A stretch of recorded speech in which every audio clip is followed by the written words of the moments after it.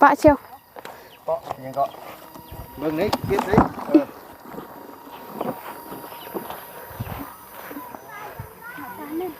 ยอดเรียบปะอึ๊บยับบ่ได้เอาให้บ่ได้เฮ็ดดังมาให้ลูกผู้ชายตัวจริงนี่ยังเฮ็ดได้บ่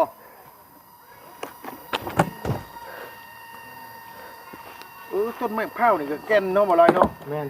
โอ้อยู่ไทยเพิ่นเรื่อยเลยเรื่อยเฮ็ดไม่เสร็จไม่หยังแม่น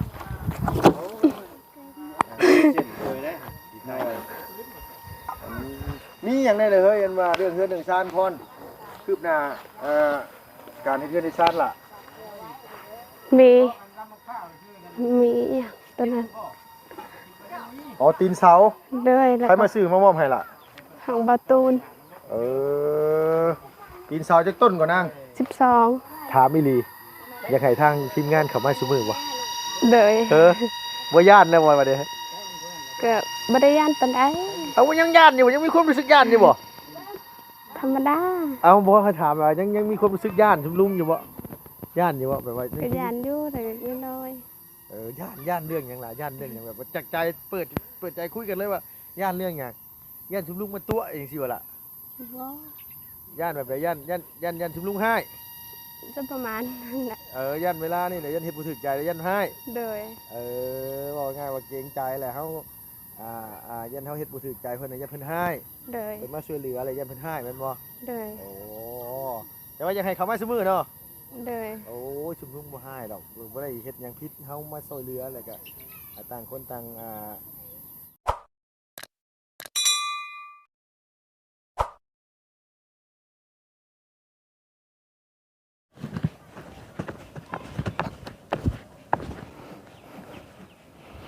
โอ้ยก็บ่ใหม่แล้วทางอันนั้นมันประจุใส่เนาะขึ้นเซโปน2คืนกับ2มื้อพี่น้องเอ้ยก็เลยอันว่าขึ้นไปจ่ายค่าสร้างเข้าไปหาทางอันสาวค่ำอยู่บ้านห้วยยืงเพิ่นก็บ่อยู่จักมันไปไสโอ้ยก็เลยมื้อนี้ก็เดินทางลงมานะเพิ่นเนาะอยู่บ้านเทิมอยู่เฮือนอยู่ซ่านอีหล่าพรเพิ่นเนาะไปเนาะเอาจังได๋ก็กราบสบายดีเด้อสบายดีและสวัสดีพ่อแม่พี่น้องเบิดสุขุสุคนกราบทักทายสบายดีมาพบมาพอกับลุงเฮิม Channel คือเก่าคือเดิมพี่น้องเอ้ยนะมันคือขึ้นอันเดียวโดยมันขึ้นอันเดียวโดยไม่อันว่ามันเสียมันเว้าง่ายก็กูจีดแล้วกูจีดนี่เข้าใจบ่กุจิตหรือว่ากระจิตกระจิตบ่ก็เลยว่านี่แหละพี่น้องเอ้ยมาต่อไม้ม่วงอันนี้ก็ยังบ่ทันได้ใหม่เบิดอยู่เนาะอันบ่ไรเนาะโอ้น่ะไม้เผานี่มันบ่อันนี้บ่พี่น้องเอ้ยอันนี้นะฮะบ่พรโอ้คักแท้งามเนาะมื้อนี้เนาะไปลอยอยู่พี่น้องเอ้ยพุ่นน่ะสองพรเฮ็ดยังนะเฮ็ดพี่เหลือโอ้ยเนาะจะเป็นดูเป็นมันเนาะเอามันออกในหน้าต่อนี่นะมันคือน่านออกแท้โอ้ยเขียดฮึบเอาไปไล่เขียดน้ำเพิ่นเอาโอ้เสียมจกกับอันใหญ่หนึ่งเนาะโอ้ยซื้อมาหาให้เฮ็ดตลอดหน้านี่เนาะ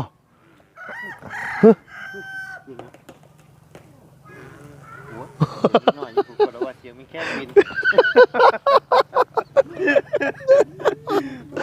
เจ้าเป็นอย่างไรว่าเพิ่นสิเป็นเนาะพี่น้องเอ้ย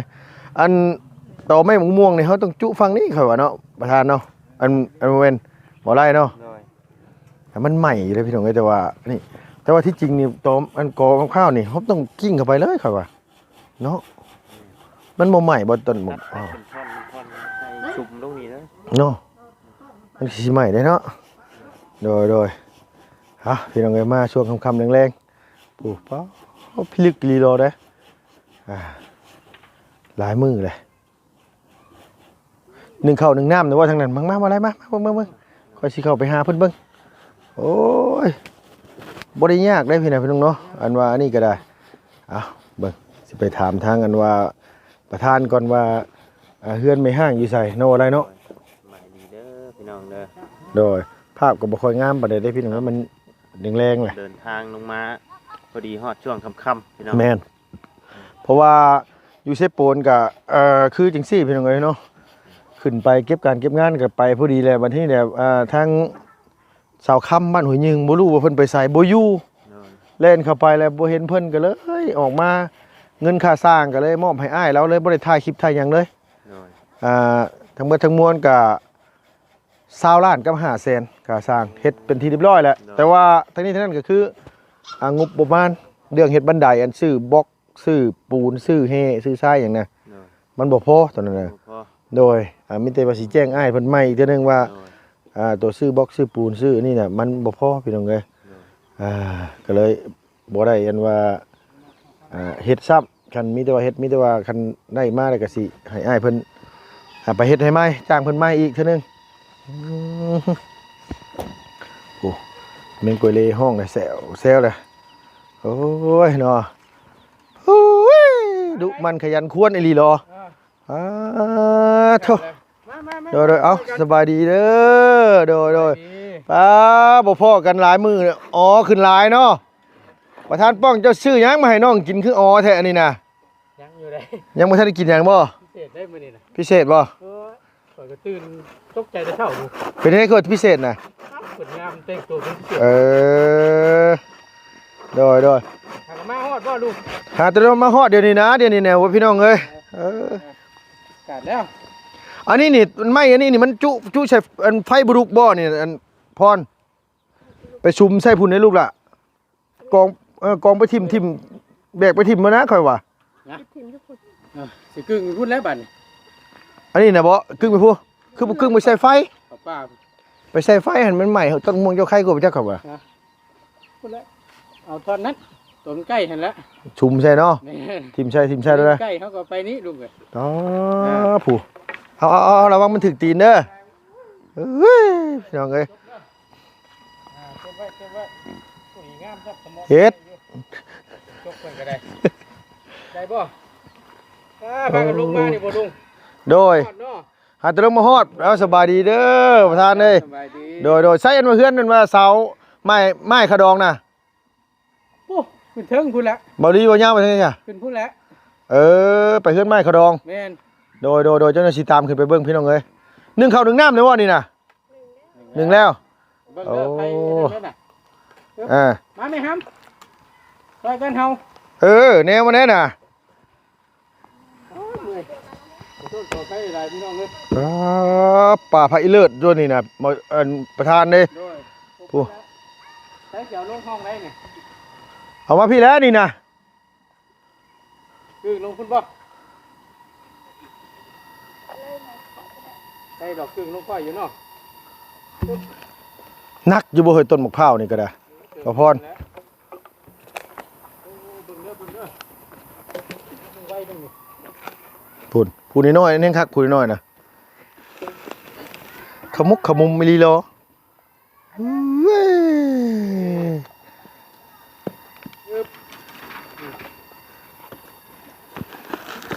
ไปแห่งก่อนเนาะเอ๊ะทับมาตายบัดนี้ โอ้ยเกิดอุบัติเหตุพี่น้องเอ้ยโอ้ย ไม่มะพร้าวสีทับบ่ซั่นว่า ไปเลย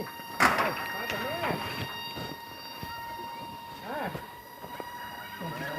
สบายดีโอ้ กิ่งมา จัดให้ของแท้เลยเด้อน่ะ แค่เลยเนาะ โอ้ถ้าจักจริงเจ้าบ่มากเทื่อ เสียเวลาติ เดี๋ยวเวลา เฮ็ด เอาตัวนี้แล้วก่อย เอาแม่บ่ไล่มาซอยแน่ มาแม่เหงาใหญ่ๆนี่ โอ้ย ใช่เบิ่ง ห่าน อืม ยังบ่ทันได้เฮ็ดหยังกะอยู่มานี่หลายปีเต็มเลยเฮ็ด โอ้ไปเด้อเขาเบิ่งแล้ว โอ้โห ไปเลย โอ้โหโอ้โหโอ้โห เอาโอ้ยชักกระดีนี่ ก็ กำใหญ่คือว่าไล่นี่คักอยู่ค่ะว่ะ อีย่องมาแล้วนี่ เขากิ้งเอาก็ได้ดอกบ่าวเอ้ย นี่ โอ้โอ้ยโอ้ยเฝ้าลงมาซอยเนี่ยคือว่าคักแท้ว่ะแตกต่ำอยู่ เป็นบาง ฮึบฮึบโอ้ยโอ้ย นี่นั่นวันเอาเป็นไงเอาขึ้นละ เฮ็ดไปที่ทั่วแดนหันปีนไปทางนั้นบ่เอาไว้นี้มื้อหน้าจังเอาอีกเทื่อนึงอ่า เอ๊ะสัน อ่า มีแต่ว่าทั้งประตูนก็สิได้ขอจบก่อนมีแต่ว่าให้ทั้งน้องเพิ่นคุยกับลุงเด้อลุงเด้อ โดยมีอย่างในคืบหน้าแน่นี่พี่น้องเอ้ยตัวนี้ก็ได้ อันออกมาอันได้ขอไม่แน่มีตาครับเลยทั้งประตู โอ้เอาให้มันแล้วก่อนจังอันนี้จังหน่อยทางกันว่า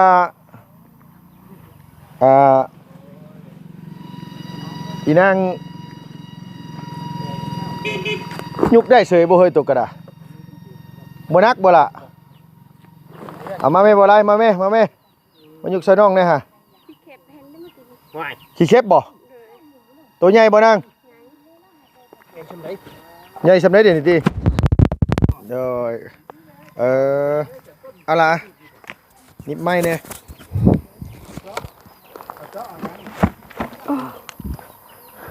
ปะเชียว เกาะยังเกาะเบิ่งนี่เก็บนี่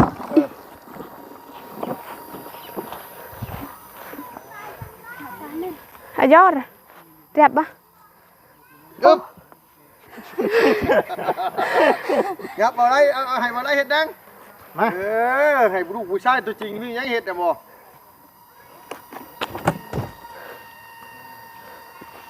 ต้นไม้ข้าวนี่ก็แก่นเนาะบ่ลอยเนาะ แม่นโอ้อยู่ไทยคุณเรื่อยเลย เลื่อยอะไร เรื่อยเฮ็ดไม่เสร็จไม่หยัง เนาะ แม่น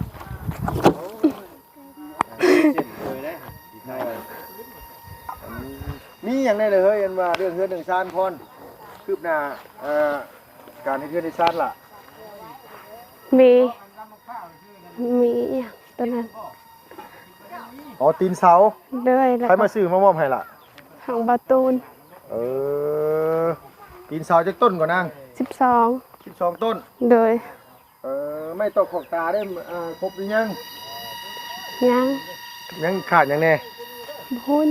ได้กินไอว่ายังหลายอย่างอยู่ ยังหลายอย่างอยู่ โดย หลักๆก็คือพวกไม้5x15พี่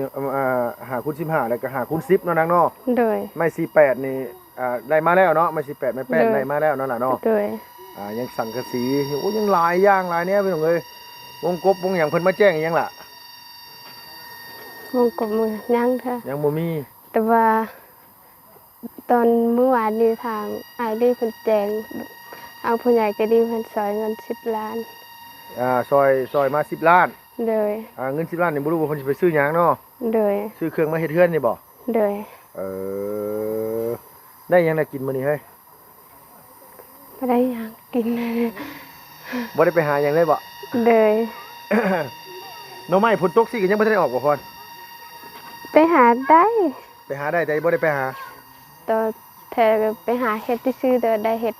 พวกกันหนาวแล้วกินเอง มื้ออื่นไปหาหน่อไม้ได้เด้อดูลงซื้อเครื่องเข้ามาได้ โดย ไปหาหน่อไม้มาหน่อยเด้อมาแกงอยู่พี่เด้อโอ้แกงมันแซ่บอยู่เด้อ น้ำไม้หมักน้ำไม้แบบใด หน่อไม้หยังก็ได้ล่ะหน่อไม้หยังก็ได้หน่อไม้บงหน่อไม้ไผ่หน่อไม้ไผ่บงไผ่บ้านกินได้เบิดแหละ โดย ว่าแต่ยามนี่ว่าแกงหน่อไม้หยังก็พอกินอยู่ดอกมันแซ่บอยู่แหละยามนี่พอดีแหละเพื่อลุงมามื้ออื่นพอได้แกงต้มไว้ท่าเลย โดย เดี๋ยวสิซื้อเข้ามาใบยะนางบ่ต้องซื้อเนาะใบยะนางเนาะ โดยหาได้ หมักเพชรได้หมักเพชรมีหมักเพชร มึงเผ็ดเด็บ หมักเพชรดิบมาเนี่ย โดยได้เยอะ ฮู้ตัวว่าเจ้าของงามมานี่บ่ได้พ่อน่ะแต่เหิงขึ้นหลายพี่น้องเอ้ยเอากินดีอยู่ดีแล้วว่าไงว่าคือช่วงนี้บ่ได้ลำบากปานใดเนาะล่ะเนาะ โด บ่ ย ได้เมื่อยปานใด โดย กินก็อิ่มแน่ โดย ถามอีหลีอยากให้ทางทีมงานเข้ามาซุมื้อบ่ โดย บ่ย่านนะบ่ว่าเด้ ก็บ่ได้ย่านปานใด เอายังย่านอยู่ยังมีความรู้สึกย่านอยู่บ่ ธรรมดา เอาบ่เขาถามว่ายังมีความรู้สึกย่านชุมลุงอยู่บ่ย่านอยู่บ่แบบว่า ก็ย่านอยู่แต่ก็น้อย ย่านเรื่องหยังล่ะย่านเรื่องหยังแบบว่าจากใจเปิดใจคุยกันเลยว่าย่านเรื่องหยังย่านชุมลุงมาตัวเองสิว่าล่ะ บ่ ย่านแบบใดย่านชุมลุงให้ จะประมาณนั้นแหละ ย่านเวลานี่แหละย่านเฮ็ดบ่ถูกใจแล้วย่านให้ โดย ว่าง่ายว่าเกรงใจแหละเฮาย่านเฮาเฮ็ดบ่ถูกใจเพิ่นน่ะย่านเพิ่นให้ โดย เพิ่นมาช่วยเหลืออะไรย่านเพิ่นให้แม่นบ่ โดย โอ้แต่ว่าอยากให้เขามาซุมื้อเนาะ โดย โอ้ยชุมลุงบ่ให้ดอกบ่ได้เฮ็ดหยังผิดเฮามาช่วยเหลือแล้วก็ต่างคนต่างเข้ามาสดซอยกันคนละเล็กละน้อยนางเอ้ยอันนี้ก็อีหลาบ่ต้องย่านเนาะคือชุมลุงเข้าไปนี่คือเฮามาเจตนาโดยที่ว่าเฮาเจตนาดีเนาะเฮาเจตนามาซอยสิโตให้มีเฮือนมีซ่านมีที่อยู่อาศัยให้มันแน่นหนาขึ้นมีอยู่มีกิน คือว่าลุงซอยสิโตเสร็จสับเรียบร้อยลุงก็ต้องไปหาเคสใหม่ต่อไปอีกคนที่เพิ่นทุกข์เพิ่นยากลำบากคือสิโตนี้เฮาก็ซอยกันไปแต่ว่าบ่ได้ย่านแม่นบ่ย่านมาตัวเอาไปขายอย่างซี่บ่ได้ย่านบ่ แต่เก่ายานเด้อแต่ว่าแบบคู่มือเคยเห็นแต่ก็บ่ได้ยานปานใด เอ้าตัวบ่เคยเห็นว่าใช่แบบว่าในโทรศัพท์ชุมลุงถ่ายแบบคนอื่นอย่างช่วยเหลือคนอื่นอย่างซี่นะเออโอ้ยคันมีโอกาสคันมาบ้านเพิ่นมีอันสัญญาณพี่น้องเอ้ยสิเปิดให้อันว่าน้องเพิ่นเบิ่งอยู่ว่าเคยเคสที่ลุงซอยผ่านมาหรือทีมงานซอยที่ผ่านมาบางเคสนี่เพื่อนหลังใหญ่เลยคนเลยลุงเฮ็ดให้เฮ็ดแล้วก็สิลุงก็ไปจากไปหาเคสต่อไปเนาะ อื เนาะ ม เขาก็อยากให้ตัวเข้าใจบ่ให้แบบว่าบ่ต้องย่านนั่นย่านนี่นั่นแหละบางทีเจตนาก็คือแบบว่าอยากให้ชุดโตสบายขึ้นนั่นแหละว่าไงสาฝนตกฟ้าลงก็บ่ให้ยากขึ้นเป็นได้เข้าให้งามอยู่บ่ พลบ่ตกตาย มันคือตายบ่ โดยว่ามันเหี่ยวแล้วก็ตาย อ๋อ พลบ่ตก แบบว่ามันเกิดแล้วเข้าให้น่ะ โดย แต่ฝนบ่ตกมาแหละมันเหี่ยว โดย เออมันมีบ่ล่ะแบบว่าบางปีเขาปลูกแบบบ่ได้กินเลยได้2-3 สอบอย่างนี้มี โด บ่ ยมี มีคือกันเนาะ โดย อ๋อโดยบางปีที่ว่าเฮาอันนี้มันบ่งาม โดย เขามันบ่สมบูรณ์เนาะนางเนาะ โด แต่ ย มันก็เฮ็ดให้มันอันว่าได้น้อยลง อีกอย่างถ้าเราเสียยาบ่ได้มันก็ตาย มันอยู่ที่เฮาเสียหญ้าพร้อมบ่พร โดยต้องเสียยาตอนก่อนเฮาสิสักเขาก็ได้เสียยาตอนเฮาสักเสร็จแล้วเขาก็ได้เสียยาอีก ปีหนึงเสียจักเทื่อน้องกันว่าเสียหญ้านี่ล่ะ เสียเลย ฮะ ได้2-3 เทื่อแหละ เออ เป็น โดยว่าไงว่าปีหนึงนี่2-3 เทื่อ โดยแบบเห็ดไหมันต้องเห็ดหลายอย่างแต่เห็ดนามันจะง่ายกว่าแต่ว่าเฮาบ่มีนาก็เลยเห็ดให้ ปีหนึงนี่เสียจักเทื่ออันเฮ็ดให้เนี่ยเฉพาะแบบว่าตั้งแต่เริ่มแรกนี่เขาต้องเฮ็ดหยังก่อนเริ่มแรกเลย ต้องทาง ตัดไม้ โดย ถางไม้ โดย แล้วก็จูด โดย แล้วก็ไปฮื้อ โดย ไม่เฮ็ดหัว โด ได้ ย เฮ็ดบ่หัวล่ะ บางทีก็เฮ็ด บางทีก็บ่ได้เฮ็ด โดย แต่ว่าหัวนี่ตัดทิ่มไปซะเนาะ โดย มาไปฮื้อให้ โดย ฮื้อให้แล้วเขาก็ เสียยา เสียหญ้า โดย เสียหญ้าแล้วก็ไปนำเข้า โดย นำเข้าแล้วไปเสียหญ้าต่อ โดยแต่เข้าบ่ถึงเสียยาอีก คันเข้าบ่สูงเข้าบ่ทันได้ใหญ่คัก โดย อ่า เสียอีก เสียเครือเสียหยังออกสิเนาะล่ะเนาะ โดย เออเพื่อสิได้กินมันบ่แม่นเรื่องง่ายแม่นบ่ล่ะ โดย แต่ละปีเห็นไหมบุคือเห็ดหน้าเนาะนางเนาะเห็ดหน้าเลยอะเขาไถหุดแล้วก็ตกก้าแล้วก็มาไถดำแล้วก็ถาตะเกียวอย่างเดียว โดย โอ้พอตู้ไม่ตู้ก็เราก็บ่ได้มีหน้าแต่ใดมาบ่ล่ะ โดยเพิ่นบ่มีนา คืออีหลาเกิดมาก็เป็นแบบนี้แต่ใดมาบ่ โดย อืมโดยสมมุติว่าในมื้อหน้า5-6ไปถ้าสมมุติว่าเลือกได้นี่พ่ออยากได้แบบอยากได้ผัวคนมีหน้าหรือว่าอยากได้ผัวคนเฮ็ดให้ อยากมีนา อยากมีหน้าดีกว่า โดย เอาง่ายว่าบ่ร่ำบ่รวยขอให้มีกินนั่นล่ะเนาะ เออ บ่อดก็พอ โดย เออขอให้แต่ว่าเฮาบ่อดแหละพ่อเนาะ โดย เอาง่ายก็คือคะแนนว่าเฮาอยู่แหละฮักแพงกันยามหน้าเฮ็ดหน้ายาม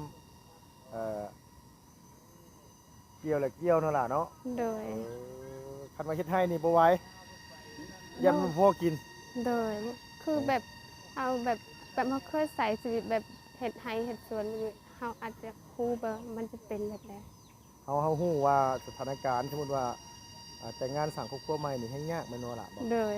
เออ เพราะว่าหาอยู่นำพ่อแม่แบบก็บ่กุมกินบ่กุมอันนั้นนะเฮาฮู้เลย โดยถ้าสมมุติก็คือแบบว่า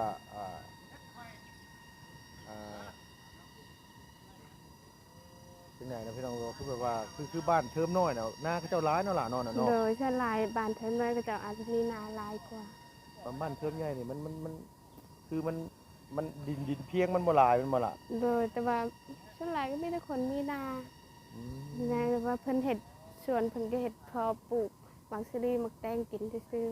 แล้วปลูกมาที่นี่มันแตงกินแล้วก็แล้ว ๆโดย โอ้โดย แบบว่าถ้าเพิ่นเฮ็ดไร่หลายก็ไม่ได้เพิ่นสิปลูกยางแล้วก็มันเท่านั้นเพิ่นบ่ได้ใส่ข้าว เป็นบ่ได้คืออยู่ทางอันนี้เนาะ โดย บ้านเทิมน้อยวัดเขาเจ้าปลูกแต่ข้าวพี่น้องเอ้ยนั่นน่ะมีแต่ว่าอันนี้ตะกร้าเขาเจ้าหลายข้าวเขาเจ้าก็งามพร้อมเนาะ โดยเป็นยามเบ็ดเฮาเฮ็ดเลี้ยวหายเลี้ยวนาแล้วก็สะออนเขาหมู่เฮ็ดเขาหมู่เป็นก็อยากได้คือกัน เวลาเห็นหมู่เฮ็ดให้นะแหละเขาขี่รถไปตลาดตะลี่สิเนาะเห็นเขาหมู่งามไปสะออน โดย ว่าเพิ่นมีนามีอันนี้เฮ็ดแล้วเขาเพิ่นงามเพิ่นพออยู่พอกิน โดย เพิ่นบ่ได้ลิ้นล้นเนาะ โดยบัดไปหายตัวเองไม่ถึงใบไร่มันเป็นเนาะ แนวเฮ็ดให้ ท่อ โดย อันเวลานั้นเกี่ยวบ่ล่ะหรือว่าเกี่ยวหรือว่าเฮาพูดเฮาพูดเอาบ่ได้เกี่ยว ถ้าแบบเขาวแนวหูดก็หูดแต่เขาวแนวเกี่ยวก็เกี่ยว อยู่ให้นะ โดย เออโดยว่าไงก็คือยามเฮาพูดก็พูด โดย กันเข้าบ่งามก็เกี่ยว โดย อันคือว่าอันนี้เนาะโอ้พี่น้องเอ้ยลุงซื้อหยังมามีแต่ เสื้อลายมันอาจสิบ่งามเขาหายกันลาย ส่วนหลาย โดย คนดี อาจจะ ก็บ่งามบ่ล่ะ โดย คนดีก็บ่งาม งามแต่ว่ามันบ่เป็นปานใด มันบ่ค่อยเป็นหมากปานใด โดย เป็นหมากน้อย โดย เออ แต่เฮาก็บ่พอกินเฮ็ดให้ โดยเอาง่ายก็อดอยากโดยเอาโอเคไปมาพี่ไปหลับปะมาอันนี้ลุงซื้อมาว่าพี่น้องอีกรถล่ะอันว่าเฮ็ดเมื่อยๆอ่ะ โดยขอบใจเด้อ โดยพอได้อันว่ากินตีนเสาก็มาแล้วเนาะน่ะเนาะ โดย โอ้โดยเพื่อนเพิ่นพี่น้องเอ้ยฝนตกมาสิอยู่จังไดล่ะหั่นน่ะ เปียกหมด เปียกเบิดบ่ โดย เอาโอเคสละเอาสบายดีเด้อล่ะเด้ โด อย สบายดีโดย ได้เฮือนงามไวๆเอาไม้มาให้ลุงกันมามามื้อนี้นี่แต่งตัวขึ้นแน่พี่น้องเอ้ยมื้อนี้น่ะเนาะบ่ได้เห็นหน้าหลายมื้อโอ้พิเศษแน่โอ้ยเอาพี่น้องเอ้ยเนาะเป็นไงกะแสดงความดีใจน้ำอีหลาเพิ่นเพิ่นได้ตีนเสามาใหม่เนาะพี่เนาะแล้วก็ได้อันว่าไม้ตอกขอกตาเพิ่นก็เตรียมเฮ็ดเฮือนเฮ็ดซ่านให้ทางอีหลาพรเฮาเนาะพี่เนาะขอให้ได้เฮือนใหม่ๆงามๆน้ำเขาแน่เนาะพี่เนาะมันจะได้พักเซาอยู่สะดวกสบายฝนตกฟ้าลงเนาะพี่เนาะสำหรับคลิปนี้ลุงก็ต้องกราบขอบคุณขอบใจพี่น้องหลายๆอยู่ดีมีแห้งอย่าเจ็บอย่าจนลำรวยๆสุขภาพแข็งแรงเลยเพิ่นไปแล้วเพิ่นเนาะบ๊ายบายสบายดีบัดสุขุสุคนเพิ่นเอ้ย